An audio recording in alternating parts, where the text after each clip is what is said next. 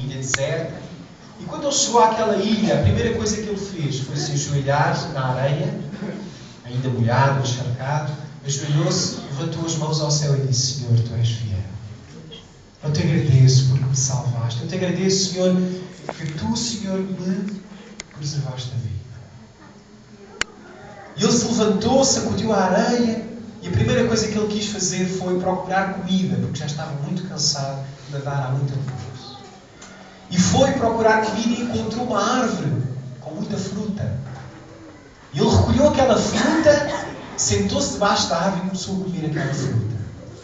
E mais uma vez ele disse: Senhor, Tu és fiel. Obrigado, Senhor, por esta fruta. Obrigado, Senhor, porque Tu permitiste que esta árvore estivesse aqui. Que foi plantada por Ti, Senhor, para eu poder saciar a minha fome. Passado algum tempo ele começou a sentir frio. E ele começou à procura de algo para o tapar. E ele viu as folhas de umas árvores, umas palmeiras, densas. E ele tapou-se com aquelas folhas, aquelas palmas. E ele disse: Oh Senhor, obrigado. Obrigado, Senhor, porque já não tenho frio. Obrigado porque Tu és um Deus maravilhoso. E no outro dia de manhã, ele decidiu fazer uma casa, uma cabana. Então ele começou a construir uma cabana. Recolheu troncos de árvores, várias coisas. Vocês sabem como se faz uma cabana, não é? E ele começou a construir a cabana. E quando acabou de construir a cabana, ele disse: Senhor, obrigado, Senhor. Obrigado, Senhor. Porque quando eu era pequenino fui escoteiro. E agora pude fazer esta cabana tão maravilhosa. E posso me abrigar do frio, da chuva, dos animais selvagens. Muito obrigado, Senhor. E ele pôs-se dentro da cabana e dormiu toda aquela dia. Estava cansado. De noite, ele teve fome e saiu para ir buscar fruta. E de repente, começou a chover torrencialmente e fazer trovões terríveis. E um dos raios caiu exatamente em cima, sabem do quê? Da cabana de Noé. E a cabana, imediatamente, o que é que aconteceu? Incendiou-se. E ele vai a correr, e começa a tentar apagar, mandar areia. E não conseguia. Aquela cabana ardeu toda. Durante várias horas ardeu toda. E ele se ajoelhou e começou a chorar e dizer: Senhor, oh Deus, até agora eu não abri a minha boca. Até agora eu não murmurei contra Ti. Até agora eu Te agradeci o pouco que Tu me deste. E agora, Senhor, depois de ter feito esta cabana tão maravilhosa, tão linda para mim, a minha primeira cabana, Tu permites que ela se incendeie e seja toda destruída. Porquê, Senhor? Porquê que Tu permitiste esta situação? Oh, Senhor, porquê? De repente ele sente uma mão no ombro dele. Uma mão forte, firme. E ele assustou-se, virou-se para trás e viu um homem elegante, vestido de marinheiro, e disse: Vem comigo. E ele, de repente, olhou e disse: Mas como é que vocês sabiam que eu estava aqui? E aquele homem disse: Como é que nós sabíamos? Durante toda a noite nós vimos os sinais de fumo que tu fizeste. E por isso nós viemos aqui te buscar. Irmãos, às vezes nós não entendemos os propósitos de Deus. Mas uma coisa Ele é fiel. E mesmo aquelas coisas que nós não entendemos, que nós não conseguimos entender, a Bíblia diz que elas contribuem para o bem daqueles que amam a Deus. Queria-te convidar a abrir a Bíblia em Mateus capítulo 6. Mateus capítulo 6. Mateus é o primeiro livro do Novo Testamento, o primeiro Evangelho. Mateus capítulo 6. Jesus ele fala-nos um pouco sobre o facto, a necessidade de nós não estarmos ansiosos e de não andarmos preocupados com a nossa vida.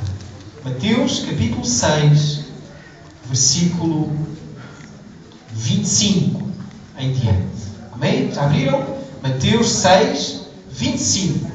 Irmãos, é Jesus que está a falar. E Jesus diz assim: Por isso vos digo, não andeis o quê? Ansiosos. Não andeis o quê? Digam lá. Não andeis ansiosos pela vossa vida, quanto ao que haveis de comer ou beber, nem pelo vosso corpo quanto ao que haveis de vestir. Não é a vida mais do que o alimento, e o corpo mais do que as vestes? Observai as aves do céu. Não semeiam, nem colhem, nem ajuntam em celeiros. Contudo, o vosso Pai Celestial as sustenta. Porventura, não valeis vós muito mais do que as aves do céu?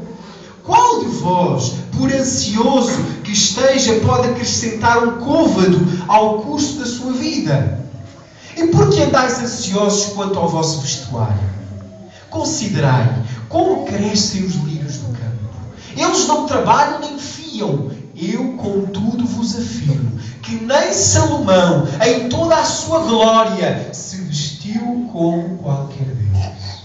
Ora, se Deus veste assim a erva do campo, que hoje existe e amanhã é lançada no forno, quanto mais a vós, outros, homens de pequenina fé.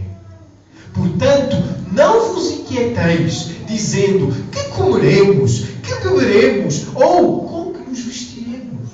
Porque os gentios é que procuram todas estas coisas.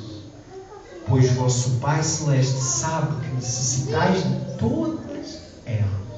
Então, uma coisa vocês têm que fazer. Buscai, pois, em primeiro lugar, o seu reino e a sua justiça. E todas estas coisas vos serão acrescentadas. Portanto, não vos inquieteis com o dia da manhã, pois o amanhã trará os seus cuidados. Basta ao dia o seu próprio mal. Irmãos, Jesus, o que é que Ele nos estava a ensinar? O que é que Ele nos ensina através desta passagem? Para nós não andarmos ansiosos. Para nós termos o hábito de confiar no Senhor.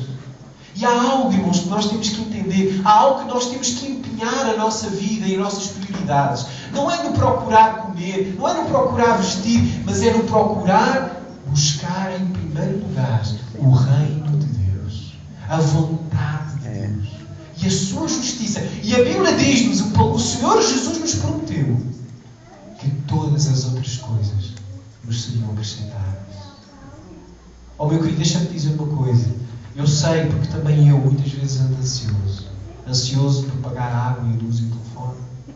Ansioso por poder chegar ao final do mês e ter dinheiro para pagar a renda, para pagar a escola do filho, do miúdo, para pôr a comida em casa. Mas nós temos que aprender uma coisa, irmãos. Que nós não estamos mais debaixo da influência deste mundo. Nós pertencemos a Jesus. É Ele que cuida de nós.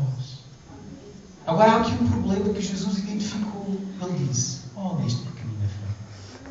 Irmãos, nós temos que aprender a confiar no Senhor. A saber que assim como Ele fez um milagre na vida daquele náufrago, Ele também tem poder para fazer um milagre na tua vida.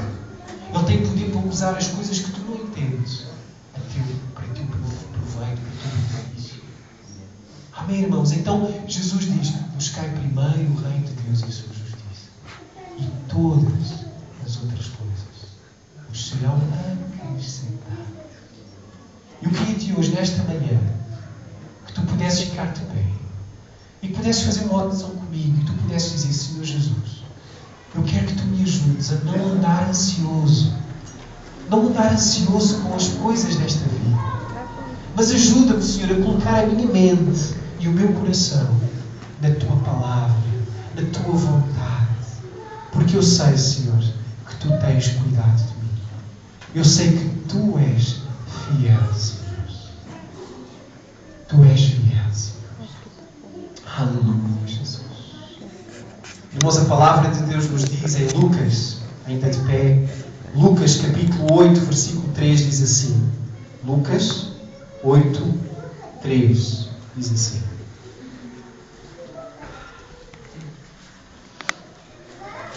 Diz assim. Versículo 2. E também algumas mulheres que haviam sido curadas de espíritos malignos e de enfermidades. Maria, chamada Madalena, da qual saíram 7 demónios. E Joana, mulher de Cusa, procurador de Herodes. E Susana e muitas outras, as quais lhe prestavam assistência com os seus bens. Irmãos, sabes quem é que sustentava o ministério de Jesus? a Bíblia diz que eram 3 mulheres: Susana, Joana e Maria. Irmãos, e hoje eu quero te dizer uma coisa: que esta igreja que está aqui, que tu estás aqui confortável, uma cadeira agradável, gostam das cadeiras, irmãos? Eu gosto muito destas cadeiras, são confortáveis, não são duras. Tudo o que está aqui, irmãos, foi fruto da vossa fidelidade, das vossas ofertas, dos vossos dízimos. Amém, irmãos? E assim como Jesus, ele era sustentado no seu ministério por estas mulheres importantes, mulheres influentes. Uma era mulher de um homem muito importante na altura, de um governador. Assim como Jesus, ele era sustentado por estas mulheres, assim também é importante nós entendermos que a obra de Deus, ela não é sustentada diretamente